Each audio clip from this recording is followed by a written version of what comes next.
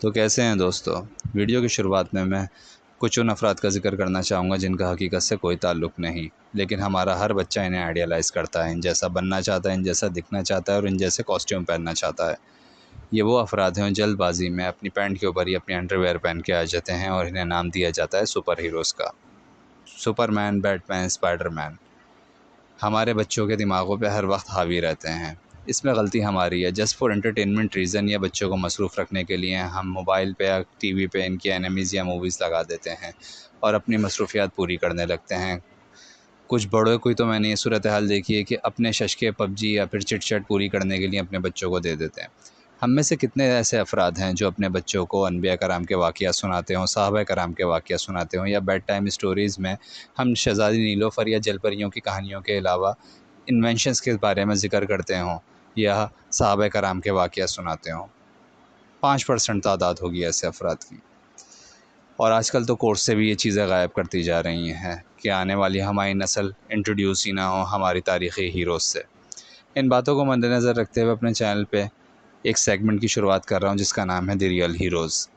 اس segment میں کوشش کروں گا کہ اپنے ریئل ہیروز کو انٹروڈیوس کرا سکوں، ان افراد کو جنہوں نے حقیقی طور پہ دین کے لیے، دنیا کے لیے، انسانیت کے لیے کچھ کرا۔ اس سیگمنٹ میں جو پہلی پرسنالٹی میں شامل کر رہا ہوں میری اپنی پرسنل فیوریٹ پرسنالٹی ہیں۔ ان کے آخری الفاظ ایک پیغام تھے جو تاریخ میں آج تک رقم ہے۔ انہوں نے کہا تھا کہ ان بزدلوں کو میرا پیغام دے دینا جو جنگ سے ڈرتے ہیں، اگر جنگ میں موت ہوتی تو خالد کبھی بستر پہ نہ مرتا۔ میں بات کر رہا ہوں حضرت خالد ابن ولید رضی اللہ عنہ، سورڈ آف اللہ، اللہ کی تلوار۔ حضرت خالد ابن ولید نے صلح حدیبیہ کے بعد اسلام قبول کیا۔ آپ نے پہلی جنگ مؤتہ لڑی جس میں آپ بطور سپاہی شامل ہوئے۔ آپ صلی اللہ علیہ وسلم کے حکم کے مطابق اس دستے کے 3 سپہ سالار تھے۔ آپ کے منہ بولے بیٹے حضرت زید ابن حارثہ، حضرت جعفر طیار اور عبداللہ ابن رواح۔ جنگ بہت سخت تھی۔ 3 لاکھ کے لشکر سے سامنا تھا جو کہ رومی تھے، اور مسلمانوں کی تعداد صرف 3000۔ اللہ کے حکم کے مطابق تینوں سپہ سالار نے شہادت کا جام نوش کیا اور اپنے خالق حقیقی سے جا ملے۔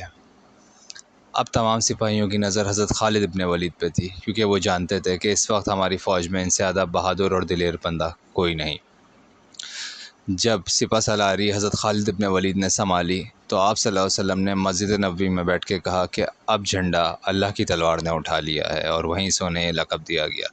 حضرت خالد ابن ولید نے اس دن صبح سے شام تک جنگ لڑی اور 9 تلواریں اپنے ہاتھ سے توڑیں۔ 9 تلواروں کا آپ خود مقصد سوچیں کہ انہوں نے کتنے رومیوں کو جہنم رسید کرا ہوگا۔ جب شام ہوئی، جنگ ٹھہری، تو حضرت خالد ابن ولید جانتے تھے کہ ہم تعداد میں کم ہیں اور ہمیں شکست ہو سکتی ہے، خدا نخواستہ مدینہ ہمارے ہاتھ سے نہ چلا جائے، کیونکہ ایک دفاعی جنگ ہے۔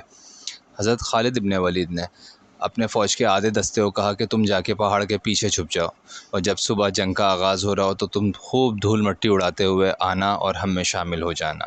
جب صبح ہوئی، تمام معاملات ان کی پلاننگ کے مطابق ہی ہوئے۔ جب مسلمان خوب دھول مٹی اڑاتے ہوئے اپنے ہی دستے کے ساتھ آ کے شامل ہو گئے تو رومیوں کے پاؤں کے نیچے سے زمین نکل گئی۔ انہیں اندازہ ہوا کہ جب اتنے سے مٹھی بھر مسلمانوں نے ہمارا اتنا برا حال کیا ہے تو مزید مدد کے ساتھ یہ ہمارا کیا حال کریں گے۔ رومیوں نے اپنے پاؤں گھمائے اور میدان جنگ چھوڑ کے بھاگ گئے۔ اس طریقے سے حضرت خالد ابن ولید کی بہادری اور ذہانت سے الحمدللہ مدینہ جیت لیا گیا، اور آج بھی مدینہ الحمدللہ مسلمانوں کے ہاتھ میں ہے۔